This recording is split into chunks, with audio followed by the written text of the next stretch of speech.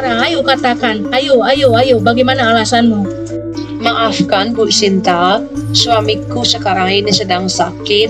Aku sesungguhnya ingin membayar utang kepadamu, tetapi belum bisa. Aku akan berusaha untuk bisa mengantarkan suamiku biar cepat sembuh ke rumah sakit, Bu Sinta. Hahaha, ini baru orang miskin harapannya sangat tinggi. Makan saja tidak, tak usahlah bawa suamimu ke rumah sakit. Cukup ke dukun saja. Ikuti terus cerita-cerita menarik dari kami. Cintai budaya kita dan literasi. Selamat menyaksikan, like, komen, subscribe, dan share. Kakak, dunia ini memang sangat kejam, Kakak.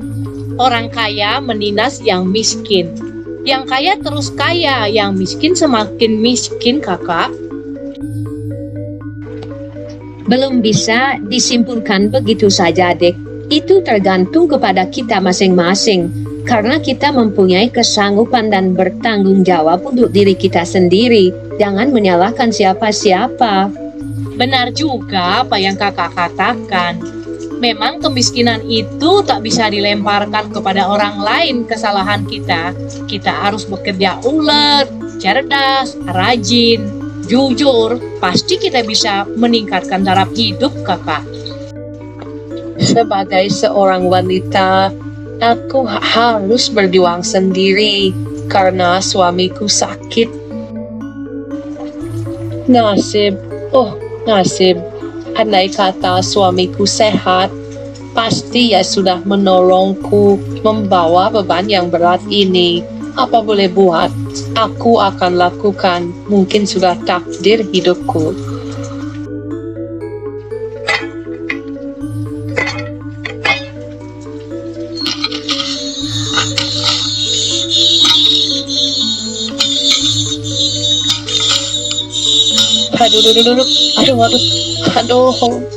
Aduh, aku jatuh.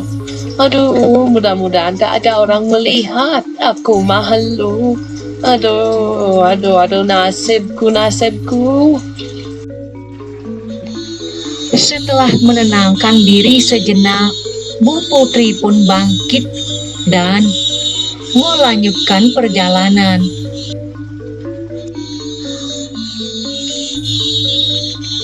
Aku tidak boleh menyerah, dan aku tidak boleh mengeluh. Aku harus kuat menghadapi tantangan ini. Wah, celaka lagi. Sepertinya yang ada di sana itu kelihatannya Ibu Sinta. Bagaimana caraku biar aku tidak dikenali? Karena aku sudah lama tak mengembalikan uangnya. Aku akan mengambil jalan lain saja biar tidak berpapasan. Hai Bu Putri, kau jangan berpura-pura tak melihatku. Aku sudah melihat kamu bersembunyi. Ayo tunjukkan wajahmu. Kamu tak tahu malu. Enak saja kau mengelak agar kau tak membayar hutang. Ingat kewajibanmu. Kau tak pernah membayar pokok dan bunganya sepeser pun sudah 6 bulan. Bagaimana saya cari-cari dirimu, entah di mana. Kamu dibilang di situ. Mumpung ketemu sekarang, ayo katakan, ayo, bagaimana alasanmu? Maafkan Bu Sinta, suamiku sekarang ini sedang sakit. Aku sesungguhnya ingin membayar utang kepadamu, tetapi belum bisa. Aku akan berusaha untuk bisa mengantarkan suamiku biar cepat sembuh ke rumah sakit, Bu Sinta. Hahaha, ini baru orang miskin harapannya sangat tinggi. Makan saja tidak, tak usahlah bawa suamimu ke rumah sakit. Cukup ke dukun saja. Makan saja kamu tidak. Kenapa harus ke rumah sakit? Apa yang kau pakai? Maafkan Bu Sinta, walaupun aku orang miskin, kesehatan adalah satu-satunya buat diriku. Karena dengan sehat aku bisa makan. Aku akan berusaha dengan apa saja biar suamiku cepat sembuh. Semoga ia sembuh dan tidak sampai aku bawa ke rumah sakit. Karena ia sangat kubutuhkan di hidupku ini, Bu Sinta. Aku menyayanginya. Aduh, aku rasanya sudah mendingan ini. Kasihan istriku, aku tak dapat membantunya. Aduh, kenapa aku harus seperti ini? Aduh, rupa-rupanya sakit itu tidak bisa hanya untuk orang kaya atau orang miskin. Dan bisa menimpa siapa saja. Aku harus sehat. Pak, kok kamu sudah bisa duduk, Pak? Apakah kamu sudah mendingan, Pak? Wah, sangat bersyukur aku, Pak. Aku tadi bertemu dengan Bu Sinta, Pak. Aku diminta utang, syukur dirimu sudah bisa duduk dan sehat, Pak.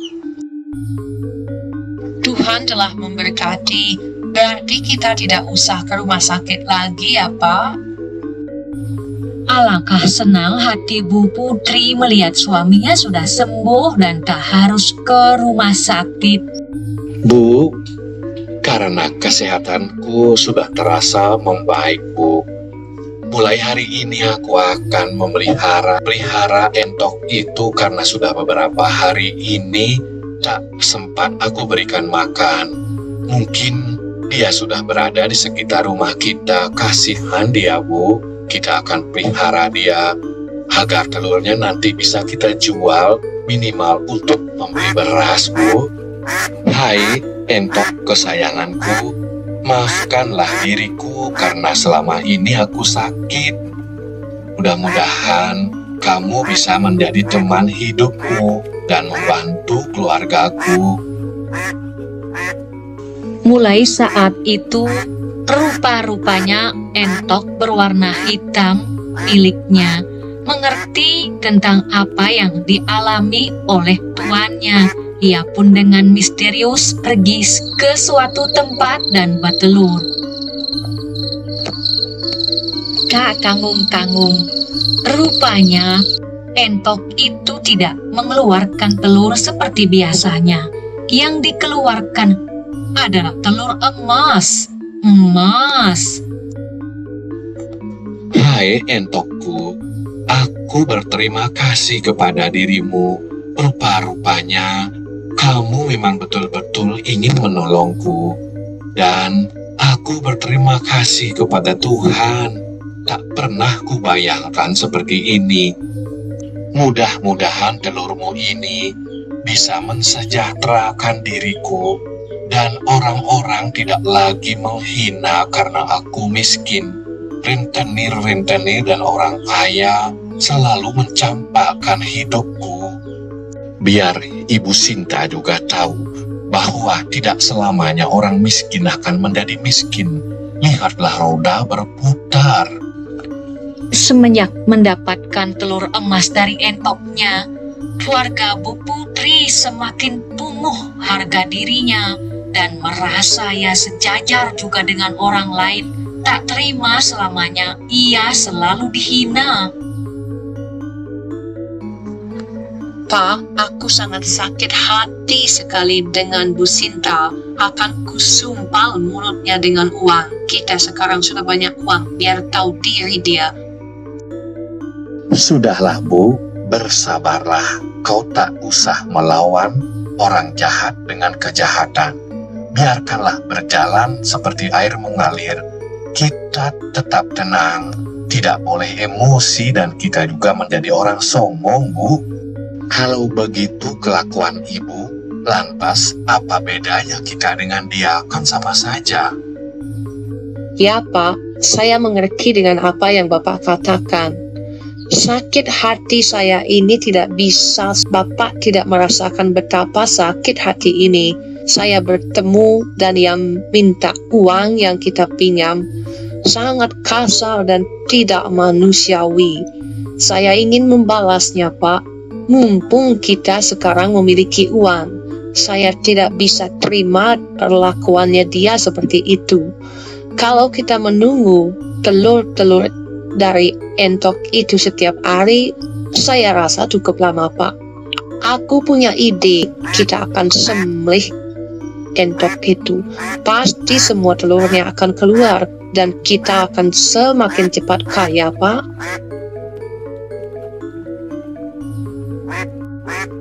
Menuruti emosi dan ambisinya, Bu Putri pun tak segan-segan menyembelih entok itu agar segera keluar telurnya dan menjadi orang terkaya.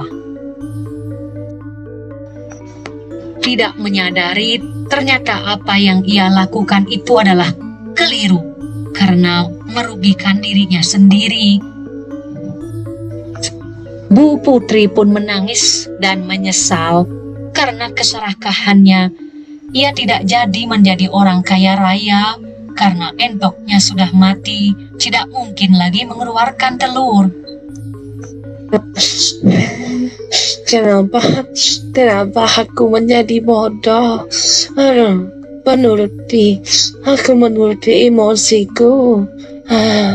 Kemana aku cari entok itu sekarang? Ternyata aku bodoh. Istriku, penyesalan memang datangnya di belakang. Ini adalah suatu pelajaran buat kita. Kesabaran itu penting. Kita tidak bisa emosi. Kita jangan terlalu mengikuti nafsu. Kita bisa bahaya. Itulah sebabnya orang kaya ataupun orang miskin harus bersyukur. Ternyata setelah kita menjadi orang kaya, berubah pikiran istriku. Secara tiba-tiba bisa juga menjadi orang sombong ternyata.